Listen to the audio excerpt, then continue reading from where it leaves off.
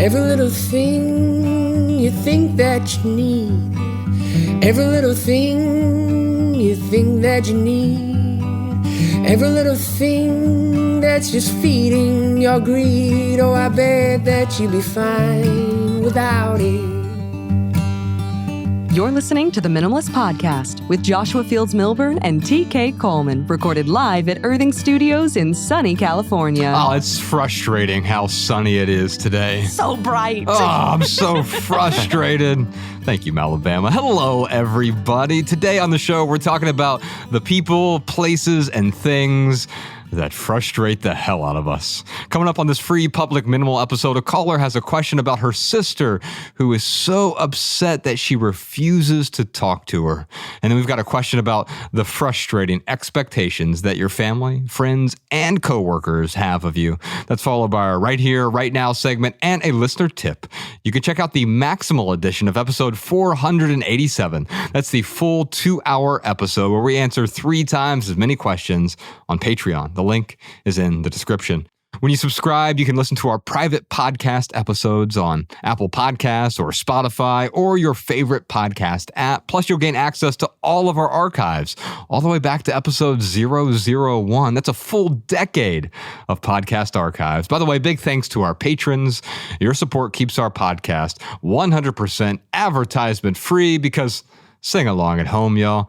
Advertisements suck. And they're so freaking frustrating. We'll talk about that on the sucky ad segment on page 3. But first, let's start with our callers. If you have a question or comment for our show, we would love to hear from you. Our phone number is 406-219-7839, or you can email a voice recording to podcast@theminimalists.com. Our first question today is from Hannah.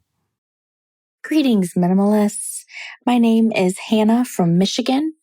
And first of all, I just want to say thank you so much for all of your little snippets, your podcasts, your videos, everything you send through email.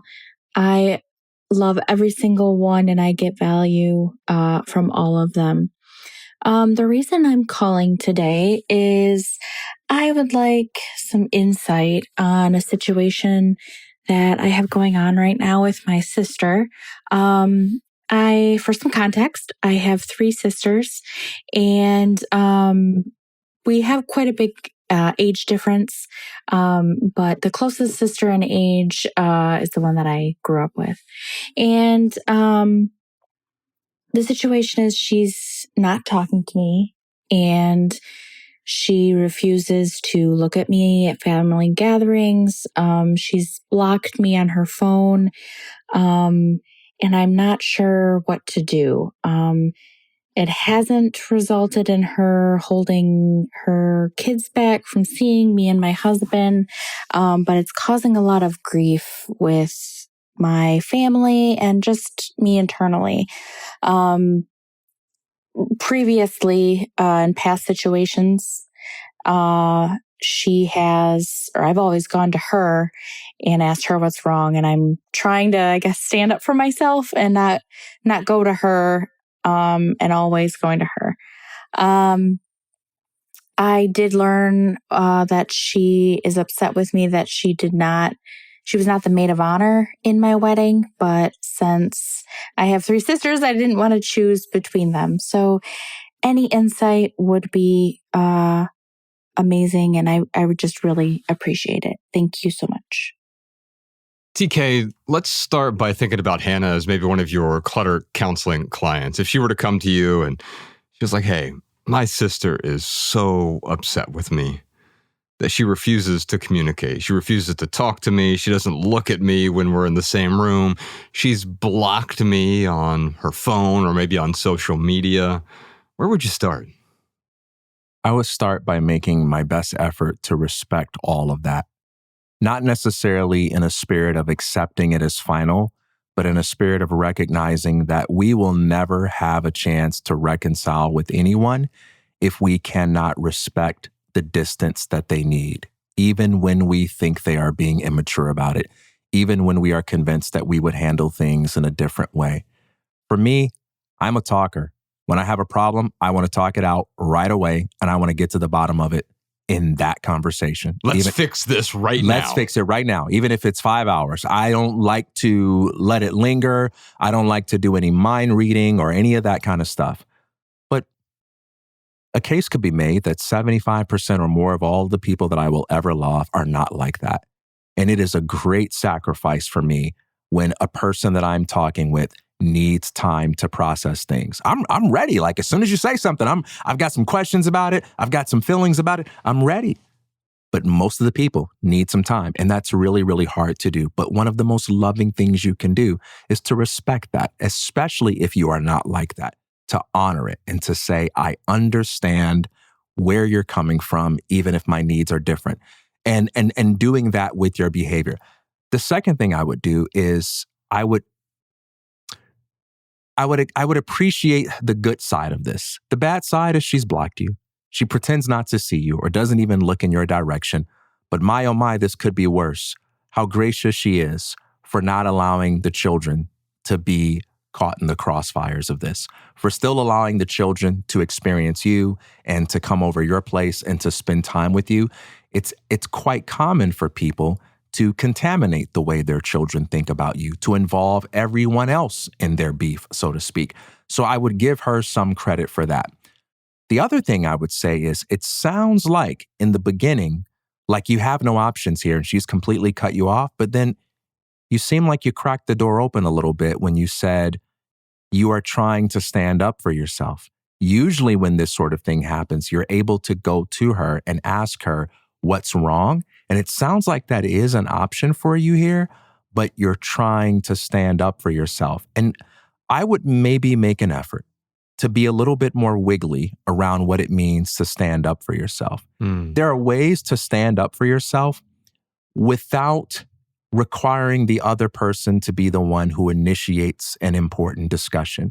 Sometimes love involves recognizing when you have strengths that other people don't have and graciously allowing the two of you to grow as a result of your strengths in the same way that this might be necessary in different types of situations. And if your sister here is the quote unquote weaker party in the sense that she's just not likely to bring up conflict, there's a conversation that probably should happen around that issue. But no conversation around that issue can really happen unless you exercise your strength and choose to be the one to initiate a discussion. And I would say there's room here to initiate a discussion if she's open to it, to find out what's wrong. And if you don't believe you're wrong, you can still express your truth. You don't have to be a doormat to her and base your morality around whatever fleeting emotion she has just to be the one who initiates the conversation. So you can initiate the conversation and then stand up for yourself by being not only charitable and compassionate in your hearing her, but being truthful and honest in the articulating of your views to her. But if you can get a conversation going, it's possible to get a conversation going around your concerns. Hey, I'm glad we got to the bottom of this. I'm glad we worked out a reconciliation. Here's something that worries me, though. I feel as if we would have never gotten to this place if I would have initiated a conversation. It seems to be the case that whenever you're upset at me, you are willing to go indefinitely without saying a word to me, and I'm the one that has to talk. That's not something that I like. I like our relationship, but I would like a way of resolving conflicts that's based a little bit more on some mutual accountability and mutual trust. When you get upset at me, I don't want to have to be perfect at guessing that you were upset because I'm not as good at that as you think. I would like a way of knowing that you're mad at me and you have an issue with me that involves some communication on your part. Would you be willing to work together with me to find a better way for us to get to the bottom of our problems? But you can't get there if you don't exercise the advantage and the strength that you have right now of being the one to initiate the discussion. And also you can't get there if you're pointing and saying, here's where you're wrong, or here's where you wronged me, or you know what, I get this. The situation seems really frustrating. And if I was in Hannah's shoes, I would definitely be frustrated. It was Ram Dass who said, every relationship is a process of falling down. And if I were to pin that at all, I might say that every relationship is about learning how to fall so you don't hurt yourself. right? Because what's happening here is there's a stumbling that's going on in this relationship or the lack of a relationship right now. Part of that has to do with an expectation that you might have that my sister should treat me this way. She should be there for me, or she shouldn't be upset. Also, she shouldn't frustrate me. But of course, your sister can't frustrate you. If you're frustrated here, that's your problem. Now, maybe she did something and it caused that frustration, but you decided to hold on to that frustration. And that's always really difficult to admit. But you continue to hold on to that frustration the longer that you need to be right. And in order for you to be right in this situation, your sister has to be wrong, because clearly your sister wronged you. And you know what? I look at this and it's easy for me to say, I can't believe your sister is mad at you because you wouldn't make her the maid of honor, right? Okay, so maybe you're right here, but you don't want to be right. You don't care about being right. What you care about is having a connection with your sister. And in this scenario, you may have to go to her and say, I'm going to set down. You say this to yourself. I'm going to set down the need to be right. I'm going to set down my self-righteousness.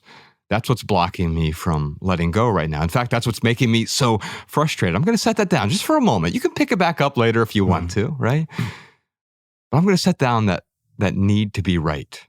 And as I set that down, I'm going to say, hey, you know what? I know you were offended. I didn't make you the maid of honor. And I'm sorry. Not, I'm sorry if you were offended. Nothing cowardly like that. Look, you were offended, and I am sorry. Man, how powerful is that? Because what do you want? Do you want to be right? Or do you want this connection with your sister? If you're willing to set down the righteousness, you may pick up the connection with your sister. I like to do some conversational role play with you, and we're going to assume that it actually is about the maid of honor, but we should flag that and say we don't know until that conversation is had. It could be something else. All right, so I'm going to be the offended party, and I'm offended at you, and I'll just start right there. Yeah, I'm glad you initiated this conversation. I'm glad you came to me. Yeah, I am upset. Yeah, I'm sorry. Yeah, I think what you did was wrong. I think I'm your sister. Everything we've been through, I should have been the maid of honor. There's no question about that. I understand. Tell me more about that. I mean, there's really nothing else to say. I should have been in that position. Do you understand why it was a difficult decision for me? I don't know if I care, but why was it a difficult decision for you? Well, because I have several sisters and I didn't want to feel like I was playing favorites. And I would hope the same thing with you, that you wouldn't feel, I wouldn't compel you to play favorites with me. And I know that's not what you were trying to do, but that was the dilemma I was in. And I know that offended you, and there was probably a better way I could have approached it. So maybe you could talk to me about a better way to approach that going forward.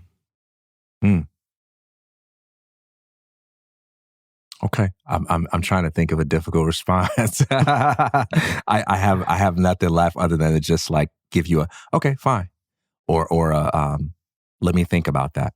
Well, the alternate role play to this is like, well, you see, here's the problem: you were wrong and I was right. And no, I was right and you were wrong. And then it escalates, and you may end up right at the end of it, but you're going to end up without a sister. Now, there will be some instances where that makes more sense.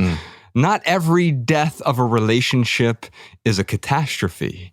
There's a fear here, right? We're going to talk a bit today about fear and how our fears are intertwined with, or maybe even entangled with our frustrations, right? And so we're going to talk a bit about that. But I think ultimately behind all of those fears is some sort of fear of death. And we treat death as though it's the ultimate bad thing. Now, of course, I'm talking about literal death there, but there's also the death of a relationship. And sometimes certain relationships die. It may not be the relationship itself. It may not be the other person in the relationship. But what dies here is my need to be right. Or what dies here is the way that things were. I'm going to have to let that former relationship die so that we can move forward in a more healthy, connected way. Yeah. My final point here would be you don't have to be the one to initiate a conversation with your sister. I'm not laying down a law here that says you must do this. And if you don't, you're wrong. If you decide I'm done with that, I've tried that enough times and I promise myself I'm never going to do that again, I honor and respect that. I totally get that. However, it just doesn't sound to me like that's what you want. It doesn't sound to me like this is the kind of relationship that you can easily or readily cut off and live in peace. It sounds to me like this is the kind of relationship where if you do cut it off or accept that it has ended, you're going to want to have that feeling of peace that comes from knowing you truly gave it your best shot and tried all that you could. And so I do recommend in this case to separate the idea of standing up for yourself from the idea of initiating the conversation. Initiate a conversation, listen charitably and compassionately, and then try to get to a reconciliation. And if you're able to do that, use it as an opportunity to talk about the way problems get solved in the future so that you don't have to do this anymore. And then you can stand your ground on whatever agreements you come to. And there will be times where you have to let go of a relationship at some point because, well, maybe you don't have access to the person anymore. And it may not be for your sister here, Hannah, but there will always be people from whom you walk away. And you need to walk away. You need to love them from a distance. I think of the wise words from the philosopher Tupac Shakur. He said, just because you lost me as a friend doesn't mean you gained me as an enemy. I'm bigger than that. I still want to see you eat, just not at my table. And isn't that the spirit of love? I might need to love you from a distance, but it doesn't mean that I've gained an enemy in you. Even if we're apart, even if we're no longer connected, it means I can want the best from you, even if it is from a distance. TK, do you think that Hannah would find some value in your emotional clutter ebook? Because there's a lot of emotional clutter behind this. I think I would encourage her to download it over at theminimalists.com on the free resources page up there. Just click resources at the top. You can download Emotional Clutter for free, or you can check out the audiobook version as well. I say, let's give Hannah a free clutter counseling session as well. We'll reach out to you. Let's sit down and unpack this for about an hour and make sure you're feeling really good about this conversation if you're going to go into it. I think that's super helpful. If you want to get a clutter counseling session with TK, you can head on over to theminimalists.com and just click counseling at the top. His calendar is open. You can book an appointment today. Before we get back to our callers, Alabama, what time is it? You know what time it is. It's time for the lightning round, where we answer the Patreon community chat's question of the week. Yes, indeed. Now, during the lightning round, we attempt to answer your question with a short, shareable, minimal maxim. You can find this episode's maxims in the show notes over at theminimalists.com/podcast, and every minimal maxim ever over at minimalmaxims.com. We'll also deliver our weekly show notes directly to your inbox, including 7 new maxims every Monday for free if you sign up for our email newsletter at theminimalists.email. We'll never send you spam or junk or advertisements because we don't want to frustrate you, right? What's the question of the week this week? What frustrating expectations do your family, friends, or coworkers have of you? Ooh, what frustrating expectations. All right, before we get to our pithy answers, TK, I want to hear from some of our simpletons. Alabama, what did our listeners have to say? John said, there's an expectation that I am the only one who can hold everything together. The responsibility is overwhelming, and I never get a chance to do anything to take care of myself. If I fail, then someone else has a repercussion. Late to school, missed assignment, bill not paid, appointment missed, etc. TK, is it possible that John accidentally set this expectation with others? I'm the dependable one? That may very well be possible, or it may very well be the case that John is the one who cares about these things and no one else in this situation really cares about it, such that if the consequences were experienced, they'd be all right. I don't know for sure that's the case, but that could be the case here. I think this would be a great opportunity to take some inventory and see if we can get the people that we're doing all these things for to adopt some skin in the game, to articulate how important these things are to them, and then ask them, what are they willing to do in order to receive my help? Because my help will be going forward a form of support, not a form of carrying you on my back entirely for something that you say you care about. I've noticed quite often the expectations other people have of me, it's because I set them up unbeknownst to myself. I'm going to be the dependable one. I'm going to be the one you can count on. You can come to me for this, and this.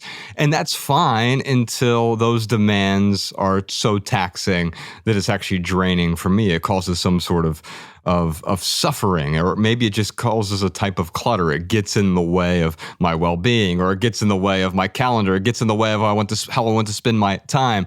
I'm thinking about just this past weekend. It feels like when we record these episodes, I always have 2 or 3 or 4 life events that correspond perfectly with the topic that we're getting ready to talk about. So I had several things that frustrated me recently. This past week, in fact, I was at Sunday Symposium this weekend, and I was on stage, and one of the first things I said is, "Do you know how I know I'm not enlightened?" My in-laws are staying with us this week. Now it's my sister-in-law, my brother-in-law, and their 3 kids. We have a relatively small house. It's not a tiny home, but it's a 3-bedroom home, and they're staying with us, and there's 4 kids and 4 adults now, and wow. Talk about frustrating, but of course, the little kids didn't frustrate me. The other adults didn't frustrate me. I was frustrating myself. And by the way, these are all things I said yes to as well. And then this morning, I was going to blow dry my hair, as I do. It looks a little crazy right now. I came in here, Alabama was like, "Oh my gosh, don't ever shave your head." It's like watching like a bird take a bath. It looks like a totally different animal, and you're like, wow. I was so frustrated because I didn't have my hair dryer this morning because Savvy D had my hair dryer, even though he has no hair. Look at that. What's going on? What Josh is lost happening? 3 inches of height without his hair blow dried, y'all. I know. I went down to 6'2" from 6'5" with hair. And and of course Savvy D didn't frustrate me, or Mallory didn't frustrate me. TK couldn't make it to Sunday Symposium this weekend. He called me, was it 5 a.m. or 6 a.m. on Sunday morning? I'm laying on the floor super quiet because I have a house full of all these kids and all these other people, and I'm the first one up, and I'm doing some stretches on the living room floor. I'm laying there. I've got my earpiece in. All of a sudden I hear, "Phone call from TK Coleman." And so I answer the phone like, "Hello," because I don't want to wake anyone up. And I thought TK had been shot because all I heard on the other end was, I'm like, "Great, I'm your last phone call? I love you, TK, but this is really frustrating that I'm your last phone call." What if I just wanted to say, "I love you"? I'd say I love you too. But I'd say death is the ultimate letting go. Actually, I'd just say it to myself. I don't think I'd say that to you on the phone. But he couldn't make it Sunday Symposium. He had a night where he was sick, and totally understand that. I've definitely had those nights, and so I show up to Sunday Symposium by myself, and it turned out to be great. There were a million errors at the venue because they had just put everything back together, and so that was frustrating me as well because our sound check was going over, and there were problems with the lighting, and Mallory's trying to super glue everything together to make it work, and she and Savvy D did, and they worked with Jack in the venue there in West Hollywood, and it all came together, and my frustrations didn't help me one bit. In fact, that morning, right before the event, I stopped by Backyard Bowls right across the street, and I got a island bowl, acai bowl over there, and I said, "But no granola, please." And they're like, "Okay, gotcha, no granola." They type it in the computer, "no granola," and I go to pick it up at the other end. They call my name, and "Joshua," great. I pick it up, I start eating it, and of course, there's granola in the bowl. And you know how I know I'm not enlightened? Because I'm frustrated they put organic food in my food. And it's like, it was frustrated me at first. But that frustration didn't really do anything for me. It was punishing myself twice because I could say, okay, I'll have them remake the bowl and spend some time doing that. But the frustration never helps with my problem. Maybe it points toward my fears or insecurities, and I'm sure we'll talk a bit about that. But those expectations other people have of John or of anyone else listening to this, yeah, sometimes they have unrealistic expectations. That's on them. But it's on you to decide whether or not you're frustrated about those. And maybe you didn't even make that decision that it's frustrating. But now you're making the decision to hold on to that frustration. How long do I want to be frustrated about their expectations? There's an essay on our website. one of my favorites that I've ever written. Came out last year called Store Brand Insecurity. We'll put a link to this in the show notes. But that line from that essay that really stands out to me is, you care what other people think. You yearn for their acceptance because there's an underlying dissatisfaction in your own life. And that's a hard one to admit. But I think it's true for the vast majority of people. We want to be accepted by other people because we want that connection. But there's some sort of dissatisfaction in my life that amplifies my need for you to accept me and therefore for you to complete me. What else you got, Bama? Kyle said, the most frustrating things to me are the seemingly contrasting expectations I receive. Put your foot down, but not with me. Make a decision already, but go with the flow. Take some more time for yourself. Why don't we ever see you anymore? Oh, yeah, this is frustrating. TK, how many of our expectations are contradictory?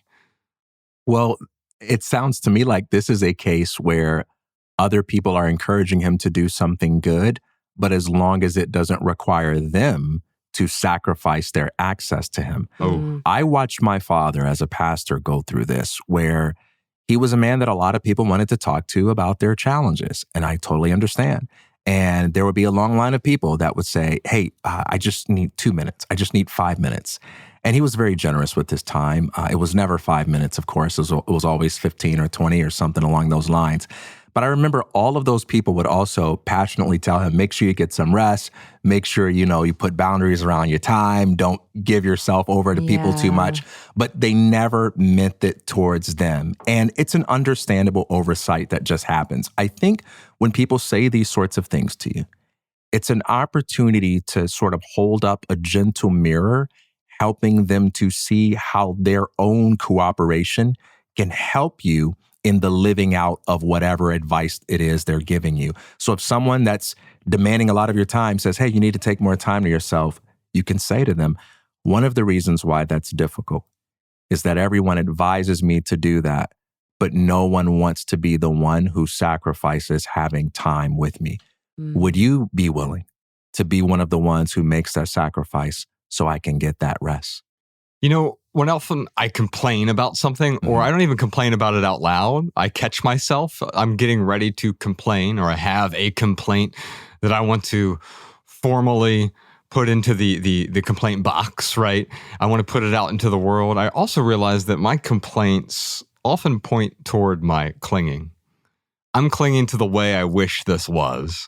And it's not that way, so I'm going to keep clinging to that. But if I ceased clinging, if I just let go of the way I wish things were, I wish these people didn't have these expectations of me. Yeah, sometimes we can do a better job of setting expectations.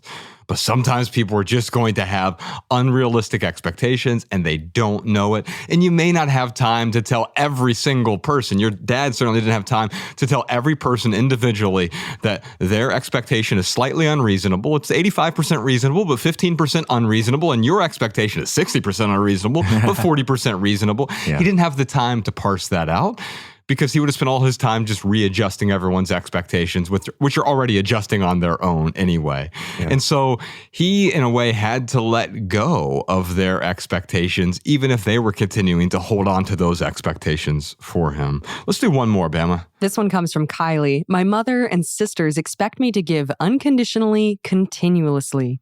If I stop for whatever reason, I lose all value. Once I'm useful again, I'm back in their club. That isn't to say I'm appreciated. I'm just allowed to be part of the circle once more. If I complain, I'm being ridiculous or oversensitive. DK, stop being ridiculous. So ridiculous. You're so sensitive. Isn't that the worst? Because how do you have no way to respond to, you're just being sensitive. No, I'm not. It's like, see? Yep. Told you. Told you. So talk to me about this, because we often want to be members of a club that we don't even enjoy being in. Well, sometimes, especially in cases like this, where that club is family, we do feel deeply wedded to the idea that if we can just get it right, we really would enjoy it. Or that we're not going to have a better chance at enjoyment or a better chance of a good club to be in than this one. And that's a really tricky issue when it comes to family. I find one of the tragic but harsh realities about manipulation is that people manipulate because it works. It works. Guilt tripping actually works. We tend to respond to it really effectively. It doesn't work in producing long-term change, but it can work in getting you to do something that you don't want to do right now, even if you resent me for it later. And for people that are just focused on what they want, they'll let you handle that long-term resentment.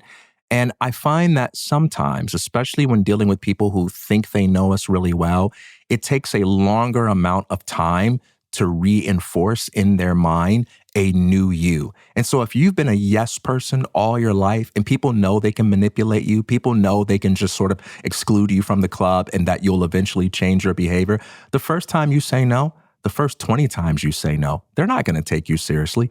You've got a whole track record of saying, hey, I can be manipulated. I can be swayed. Just stop talking to me for 2 months and then I'll come back, apologizing. And sometimes you have to be willing to think about what you're willing to pay for self-respect. And sometimes there's something to be said about having an attitude that says, I love all my people, but if you need to stop talking to me for 1 month, 2 months, 3 months, 4 months, 5 years, because you're mad at me being honest about what I truly feel, I'm mentally, psychologically prepared to endure that for the sake of making sure that whatever we have, it's based on truth and authenticity and not on the lies I think I need to tell in order to keep us together. And you'd be amazed at how many people change the way they respect you and show up for you when you actually command the respect. I think there's an identity component here as well. Our identities, we can call it the ego, which is just the false self, right? But our identities, we were talking about this at Sunday Symposium this week. We were talking about all the false identities that we pick up, and they're really useful as labels. If I tell you I'm a minimalist, that tells you something about me. But as soon as I identify as a minimalist, well, that's a type of clinging, right? And of course, that clinging leads to suffering. So our identities form the root of our suffering. And I think that it can be true in a family, especially. My identity is I'm part of this family. I'm a family member. I'm a Milburn, right? But of course, you have your biological family, and then you have your logical family.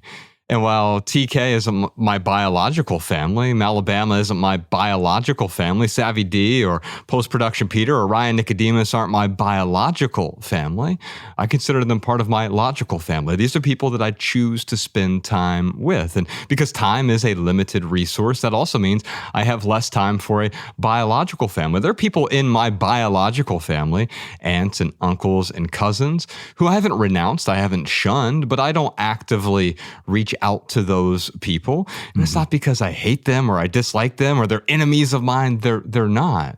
It's just I have a logical family, a chosen family, the people that I'm choosing to give my most precious resources to, my energy, my time, my attention, my understanding, my love, my compassion, right? And these are things that I can give to you, right? Even if you don't know that I'm giving them to you. But also the opposite is true. And I think this is what Kylie's saying here is these are things people can take from you. And you don't realize, and they don't realize, they're taking these precious resources from you. So whom do you want to spend your resources on, Kylie?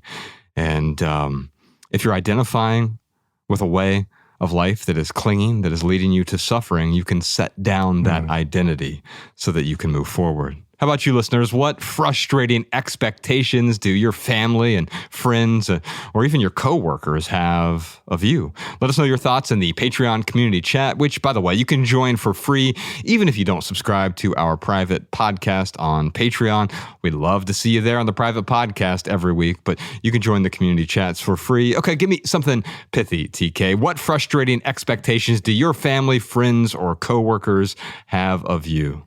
Josh wants me to be here every day at 9:15. And it's ridiculous. Man, we talking about being on time. One man's potential is another man's prison.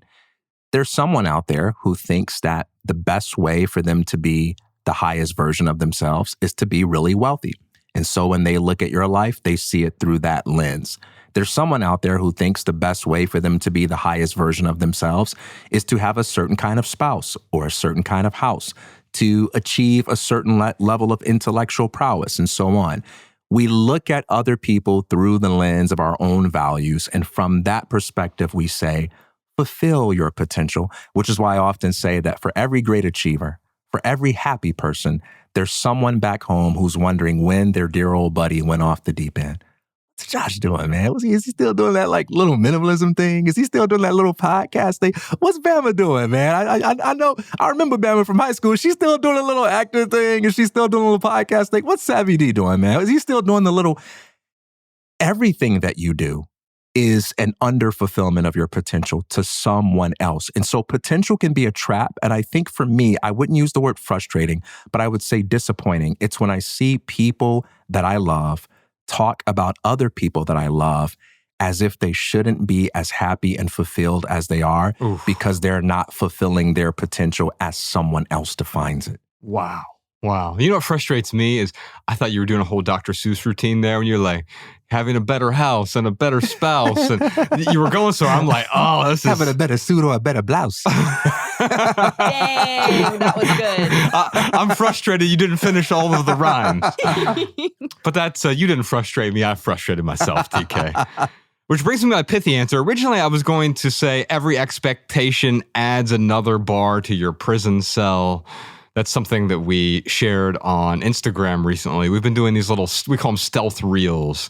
And it's like we do a quick video and then we put like a maxim over top of it. We're sharing minimal maxims on the Minimalist Instagram account. Usually on Thursdays and just on a story and then it goes away. And so I love the little ephemeral nature of that. But one of the things we shared, it looked like I was in a prison. Savvy D and Jordan and I were out and like, there's this construction site down here is this huge fence and we were able to get through it on the other side and I'm holding on to the fence and it just says that every expectation adds another bar to your prison cell. Now, one might argue that we're all in some sort of prison, but pick the prison you want to be in and what expectations are you going to have and what expectations are you going to let go of? Because the more expectations you have, the smaller that prison cell becomes. But that's not my pithy answer. Today, I just wrote this down on the fly. And so my answer to the question of the week is this. Your frustrations point toward your fears. It was the Buddha who said, fear is the result of ignorance. So we are ignorant every time we have some sort of fear, some sort of worry. And then we try to worry our way to success. If I just worry enough, then maybe the outcome will change. And then you end up in the same exact place, whether or not you were worrying, whether or not you were clinging to that worry. And I would say the same thing is true with our expectations and our frustrations. And anytime I'm frustrated about something, I'm also fearful of something. I'm frustrated about my hair dryer. I didn't have it in here this morning. Well, what am I actually frustrated by? I'm afraid that people won't like the way my hair looks. Okay, maybe they won't. So what? What's that going to do to me? Is it going to hurt me physically? Is it going to hurt my ego? Ooh, it's not going to hurt me physically, but maybe there's something. I need to project this image. I'm the type of person who always has big, nice hair. And then as soon as you say it out loud, you realize how absurd these fears are. In fact, that's a practice I do regularly. Anytime that I fear something or I'm frustrated by something, or I'm clinging to something, I write it down. And I get it out of my mind where it takes up so much space. We just did an episode about the small things that feel like a big deal, the small things that turn into a big problem. But the opposite is true. Those big problems in our head become so small when we get them down on the page or when we say them out loud. That is the end of page 1, but we still have an entire switchboard of callers to talk to. But first, real quick, for right here, right now, here's one thing that's going on in the life of the minimalist. You know, Nicodemus is going to be back in studio with us really soon. Oh, yeah. Yes, indeed. I hope y'all are excited. He'll be in town for Sunday Symposium this month. We'll be in Santa Barbara, the final Sunday of the month. I think there are still some tickets available on our events page over at theminimalists.com. Also, we're doing a 3-day Simple Haven retreat. It's called Simple Haven. It's 3 days with the Minimalists. Me and TK and Nicodemus will be there. I don't know if there are any tickets left by the time this comes out, but there might be 2 or 3 seats available. We're sitting down with 30 people in Ojai for 3 days. 2 days in Ojai and then 1 day in Santa Barbara for the Sunday Symposium. We have people coming from all over the place. The Czech Republic, from Texas, 2 of my favorite countries. And we have people coming from all over the place. Hope to see you there at either one of those. Nicodemus will be there with us, and he'll be in studio as well. So if you have a specific question for Ryan Nicodemus, he's coming back here to California to spend some time with us. Send us a voice memo to podcast@theminimalists.com. We'll have Nicodemus answer your question live on the podcast. You guys excited to see Nicodemus live and in person? Heck yeah, baby. Nicodemus live. Yeah, I miss that man so much. His presence brings so much warmth to any space that he fills. He's just a ball of minimalist joy. Yeah. Bama, don't you have a great Nicodemus impersonation? No. No, but I need to add that to my It's me, Ryan Nicodemus. It's me, I'm Ryan Nicodemus. Every mic check we do off mic, I'm Ryan Nicodemus. And he always puts a finger mustache over his mouth. Over his mustache? Over his mustache. I'm like, it's already there, my guy. Looking forward to having Nicodemus back in the studio. Also, we're going to have a divorce attorney in the studio. We're doing a whole divorce episode. We were going to do this last year, but it got rescheduled. So if you have questions about marriage, about divorce, about breakups, about ending things amicably, about when things blow up, what to do, about prenuptial agreements, about postnuptial agreements, about struggles during a marriage. He's a really brilliant divorce attorney. Can't wait to have him in the studio. You can send in your divorce questions, your breakup questions, your marriage questions, podcast@theminimalists.com. Send us a voice memo so we can air your question on the show. Also, a quick programming note. I'm going on vacation next week, so we don't have a podcast next week. Wow. We will see you in 2 weeks after this. We still have a whole lot more to talk about on page 2 and page 3. But Alabama, what else you got for us? Here's a minimalist insight from one of our listeners. Hi, Minimalists. This is Madison here in Oceanside, California. I have some insight for the mom who called in who is dealing with the kids' clothes and kids' clutter. I have 3 kids and a bonus kiddo here at the house ranging from age 4 to 13 and a kiddo with a disability. So we have a lot of accessories. One of my biggest pieces of advice on the kids' clothing is to be very intentional and picky about what you keep for the next kid below it. So I usually take a smaller box. I think like they have like banker boxes, nothing too big, and make sure it's clear. And I go through the kids' clothes and imagine, would I buy this again for this next kid? If it has stains or rips, of course it is getting passed on or repurposed. And then I am very picky, almost like I'm going through boutique of would I purchase this again? It helps you kind of come from the lens of like being very purposeful about kids' clothing. And I do the same thing for kids' toys. Where I do not keep kids' clothes anymore is after they hit junior high. Once they hit junior high, I've noticed 4th, 5th grade, they start to want to choose their own clothes. And often the siblings before them's personality and clothing is different than the next kiddo in line. At that age, I just pass the clothes on, bless and release.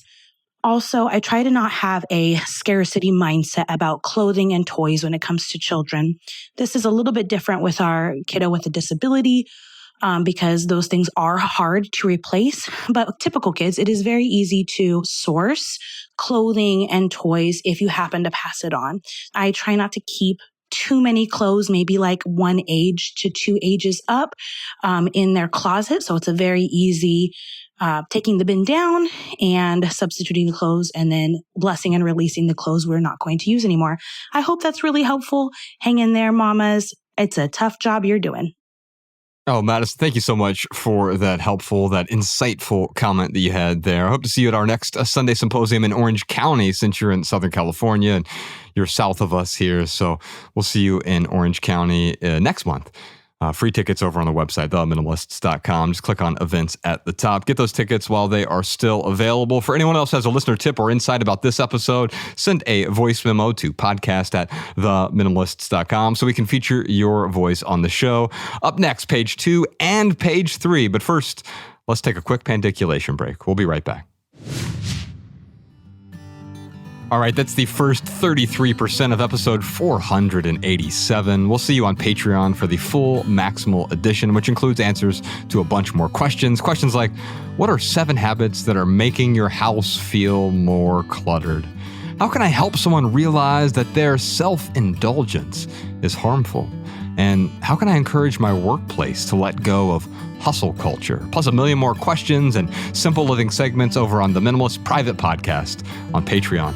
And that is our minimal episode for today. Big thanks to Earthing Studios for the recording space. On behalf of Ryan Nicodemus, TK Coleman, Malabama, Post-Production Peter, Spire Jeff, and Spire Dave, Savvy D on the board, and the rest of our team, I'm Joshua Fields Milburn. If you leave here with just one message, let it be this: love people and use things, because the opposite is so freaking frustrating. Thanks for listening, y'all. We'll see you next time. Peace in the midst of the frustration. Every little thing you think that you need, every little thing you think that you need, every little thing that's just feeding your greed. Oh, I bet that you'd be fine without it.